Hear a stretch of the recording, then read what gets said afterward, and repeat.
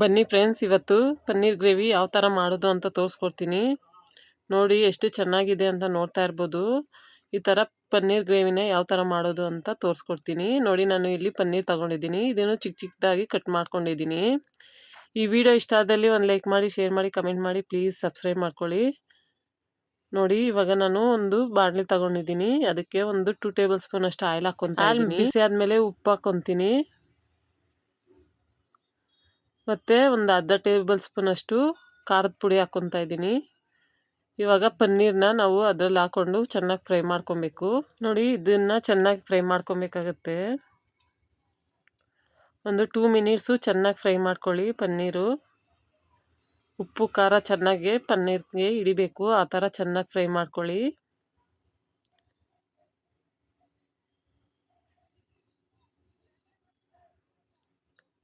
ನೋಡಿ, ಇವಾಗ ಫ್ರೈ ಆಗಿದೆ. ನಾನು ಇದನ್ನು ಒಂದು ಪ್ಲೇಟಲ್ಲಿ ತೆಗ್ದಿಕ್ಕೊತಾ ಇದ್ದೀನಿ.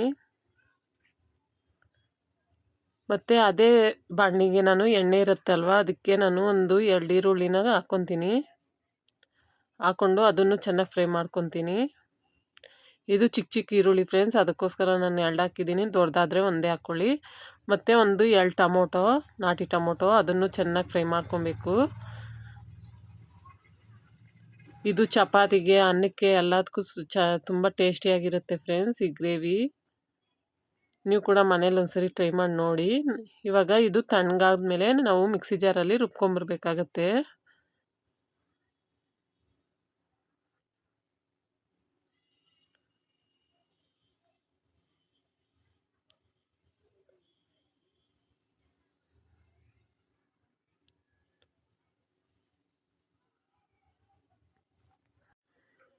ನಾನು ಇವಾಗ ಅದೇ ಬಾಣಲಿಲಿ ಒಂದು 3 ಟೇಬಲ್ ಸ್ಪೂನ್ ಅಷ್ಟು ಆಯಿಲ್ ಹಾಕ್ಕೊತೀನಿ.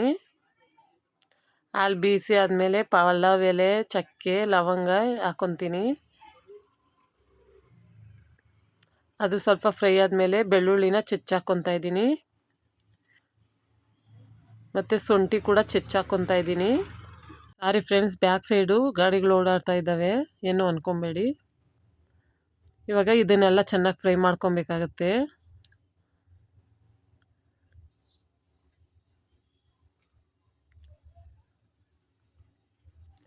ಇವಾಗ ನಾವು ರುಬ್ಕೊಂಬಂದಿರ್ತೀವಲ್ಲ, ಅದು ಹಾಕ್ಕೊಬೇಕಾಗತ್ತೆ. ಇದೇ ಬಾಣಲಿಗೆ ಹಾಕ್ಕೊಬೇಕಾಗತ್ತೆ. ಹಾಕ್ಕೊಂಡು ಇದನ್ನು ಚೆನ್ನಾಗಿ ಒಂದು ಸಲ ಮಿಕ್ಸ್ ಮಾಡಬೇಕು.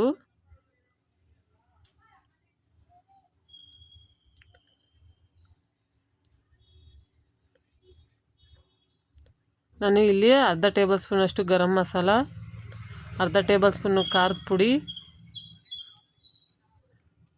ಅರ್ಧ ಟೇಬಲ್ ಸ್ಪೂನ್ ಅಷ್ಟು ಚಿಕನ್ ಮಸಾಲ ಇಷ್ಟು ಹಾಕ್ಕೊತೀನಿ. ಹಾಕ್ಕೊಂಡು ಇದನ್ನು ಚೆನ್ನಾಗಿ ಮಿಕ್ಸ್ ಮಾಡ್ಕೊಬೇಕಾಗತ್ತೆ.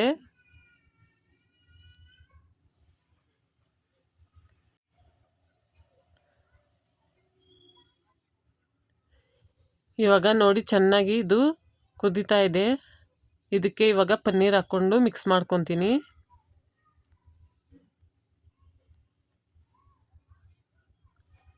ನೋಡಿ, ಇದನ್ನು ಚೆನ್ನಾಗಿ ಮಿಕ್ಸ್ ಮಾಡ್ಕೊಬೇಕು.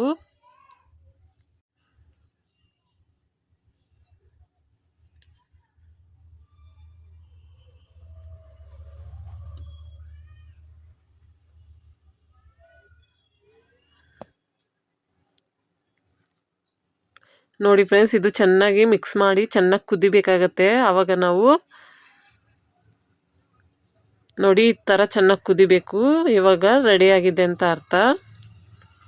ನಾನು ಇಲ್ಲಿ ಉಪ್ಪು ಸಾಲಿಲ್ಲ, ಅದಕ್ಕೋಸ್ಕರ ನಾನು ಉಪ್ಪು ಹಾಕ್ಕೊತಾ ಇದ್ದೀನಿ. ಇವಾಗ ಉಪ್ಪು ಖಾರ ಟೇಸ್ಟ್ ಮಾಡಿ ನೋಡಿ ಚೆನ್ನಾಗಿ ಕುದೀತಾ ಇದೆ. ಇವಾಗ ಗ್ರೇವಿ ರೆಡಿಯಾಗಿದೆ, ನೋಡ್ತಾ ಇರ್ಬೋದು ಎಷ್ಟು ಚೆನ್ನಾಗಿ ಬಂದಿದೆ ಅಂತ. ನೀವು ಕೂಡ ಒಂದ್ಸರಿ ಮನೇಲಿ ಟ್ರೈ ಮಾಡಿ ಫ್ರೆಂಡ್ಸ್. ಈ ವಿಡಿಯೋ ಇಷ್ಟ ಆದಲ್ಲಿ ಒಂದು like, share, comment, please subscribe ಮಾಡ್ಕೊಳ್ಳಿ. Okay, bye friends.